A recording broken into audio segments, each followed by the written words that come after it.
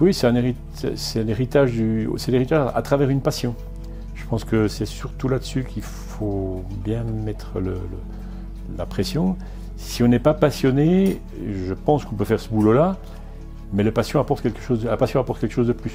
C'est la passion à la fois de la découverte, de se souvenir de ce qui s'est passé, ceux qui ont fabriqué ces horloges, qu'est-ce qu'elles ont vécu dans leur vie, qu'est-ce qu'elles ont vu. Elles font partie du patrimoine, elles nous racontent quelque chose.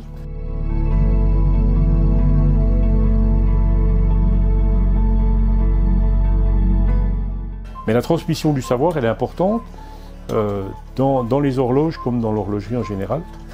Il y a toutes sortes de savoirs qui entrent en matière dans les horloges. Oui, alors il y a la transmission à des gens qui veulent en faire leur métier, puis la transmission au commun des mortels, entre guillemets, qui regardent une horloge en se disant comment ça marche, comment ça fonctionne. Et là, de venir dans la horlogerie, se rendre compte à la fois de la difficulté de faire marcher une horloge, mais aussi du métier que ça représente. Je pense que c'est une belle découverte pour les gens qui sont passés ici. C'est une sacrée belle découverte de ce métier d'horloger. Alors, qui est un petit peu dénaturé à l'heure actuelle, parce que l'horlogerie, on la lie avec des gros salaires, parce qu'on va travailler en Suisse.